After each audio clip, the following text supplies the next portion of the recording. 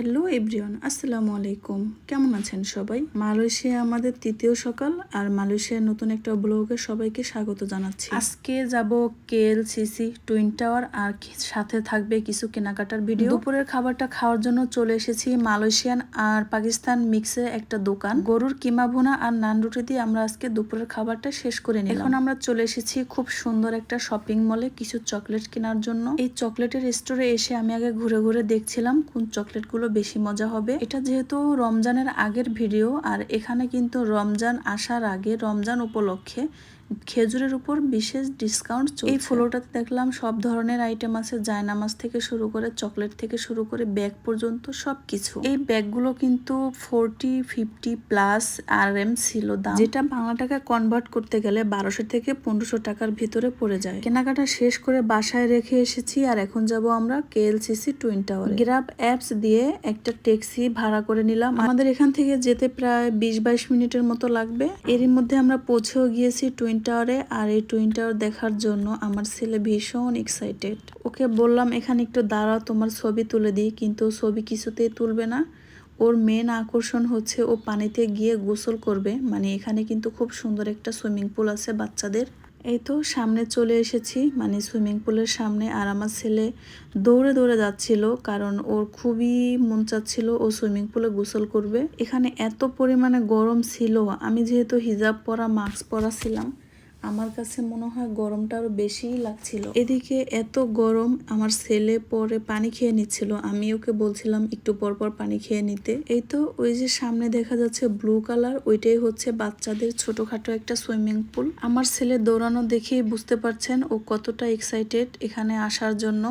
আর ও এমন এক দৌড় দিছে, গিয়ে আগে ও দোলনাতে বসে পড়লো। এদিকে তো সুইমিং পুলের কথা ভুলে গিয়েছে, ও তো ইচ্ছা মতো দোল খাচ্ছে। এখানে বেশিরভাগই দুইটা রাইড ছিল, একটা হচ্ছে দোলনা আর একটা ছিল এই স্লিপার। আমার ছেলে কিছুক্ষণ দোলনায় বসে, আবার কিছুক্ষণ স্লিপারে যায়। ও যে কোনটা রেখে কোনটায় উঠবে ভেবেই পাচ্ছে না। এখানে কিন্তু আজকে সোমবার, সেজন্য এই সুইমিং পুলটা বন্ধ রেখেছে।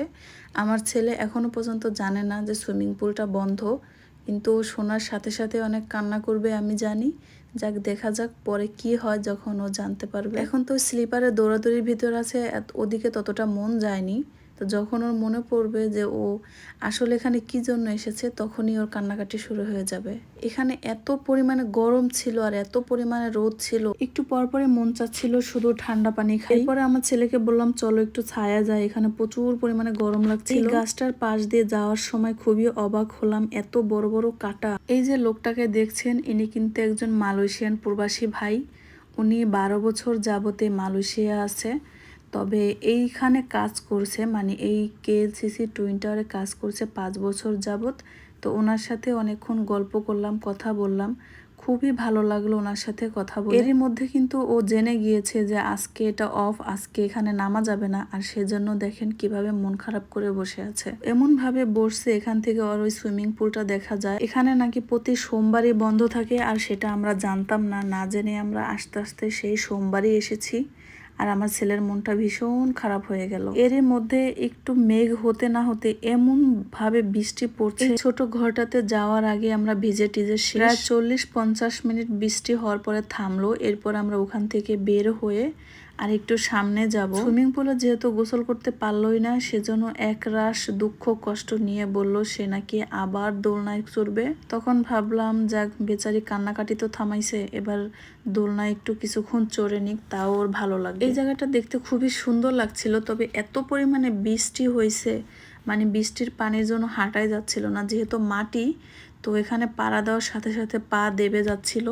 এই যে গাছগুলো দেখা যাচ্ছে, এই গাছগুলো দূরে থেকে দেখতে অনেক সুন্দর লাগছিল। ওর মন ভালো করার জন্য ওকে নিয়ে আমি একটু দোল খাচ্ছিলাম। এমন সময় মেঘে আবার অন্ধকার হয়ে আসলো। তবে মালয়েশিয়ার একটা জিনিস দেখলাম, বিকেল হলেই বৃষ্টি নামে। বৃষ্টির ভয়ে আমরা তাড়াতাড়ি ওখান থেকে চলে আসি, আর এখানে এসে দেখলাম যে পানিটা ছেড়েছে, তবে কোনো মিউজিক এখানে দেখলাম 50 ইয়ার্স লিখেছে, তবে কেন লিখেছে জানি না। টুইন টাওয়ারের বয়স মনে হয় 50 বছর হয়ে গিয়েছে, এজন্য হয়তোবা লিখেছে। আমরা বের হয়ে গিয়েছি, আর এই গেটের সামনে অনেকগুলো লোক ডাকাডাকি হাঁকাহাঁকি করছিল ছবি তোলার জন্য। আর এখানে এক একটা ছবি বা কয়েকটা ছবি তুললে নাকি 100 RM করে দেওয়া লাগে।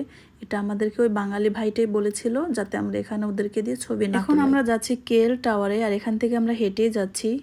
তো আমাদের হেঁটে যেতে যেতে প্রায় 10-15 মিনিটের মতো লেগেছে। একবারে কাছাকাছি চলে আসার পরে মনে হলো আমাদের এখানে হেঁটে আসা ঠিক হয়নি, কারণ এই জায়গাটা পাহাড়ের মতো ঢালু ছিল, আমাদের উপর দিকে উঠতে হচ্ছে। আমরা খুব সম্ভবত 10-12 তলার মতো উঠেছি, আর এত কষ্ট হচ্ছিল উঠতে। যাই হোক, ফাইনালি একবারে কেএল টাওয়ারের সামনাসামনি চলে এসেছি। মানে এটা আমার একটা স্বপ্ন ছিল, আমি কেএল টাওয়ারের সামনে আসব। এখানে লিফট দিয়ে ওঠার সময় দেখলাম কেএল টাওয়ারের পুরো একটা লোগো দেওয়া, আর দেখতে খুবই সুন্দর লাগছিল। এই কেএল টাওয়ারটা কিন্তু পুরো একটা পাহাড়ের উপরে করা, আমরা উঠেছিও পাহাড়ের উপরে। এখন এটাও আবার অনেক লম্বা। আমরা লিফট দিয়ে উপরে ওঠার পরে দেখলাম এখানে অনেক সিরিয়াল ভিড় লেগে গিয়েছে। এরপরে জানতে পারি এখানে সিরিয়াল দেওয়ার কারণ হচ্ছে 90 অথবা 100 RM করে নিচ্ছে ওই উপরে উঠিয়ে পুরো শহরটাকে দেখানোর জন্য। আমরা আর ওই রিস্কে গেলাম না, আমার হাইফোবিয়াতে প্রবলেম আছে, এজন্য আর আমি ওটা চাইনি।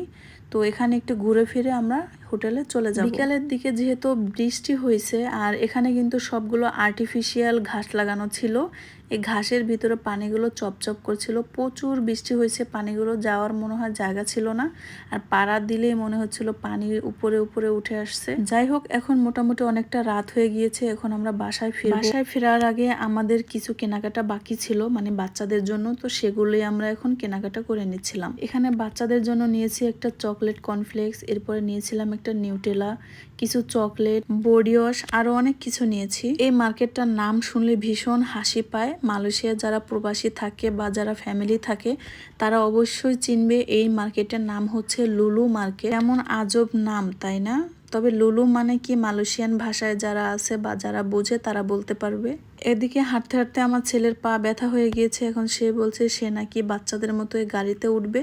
তো সে উঠেছে, আর তার বাবা পিছন দিক থেকে ঠেলছে, আর আমি এদিকে এক একটা করে জিনিস নিয়ে নিয়ে তার মাথার উপরে রেখে দিচ্ছিলাম। এই লুলু মার্কেটের ভিতরে গ্রোসারি থেকে শুরু করে শাক সবজি, ফলমূল, মাছ, মাংস, সব ধরনের, মানে শুটকিও পর্যন্ত আছে। সামনে যেহেতু রমজান চলে এসেছে, এজন্য আমরা একটা ট্যাঙ্ক খুঁজছিলাম। তো ওটা নেওয়ার জন্য অনেক ঘোরাঘুরি করছিলাম, তো ওনারা বললো এখানে নাকি ওটা পাওয়া যাবে না। কিছু করার নাই, সকালে যদি সময় পাই তাহলে নিব। আর এখন এখান থেকে বিদায় নিচ্ছি।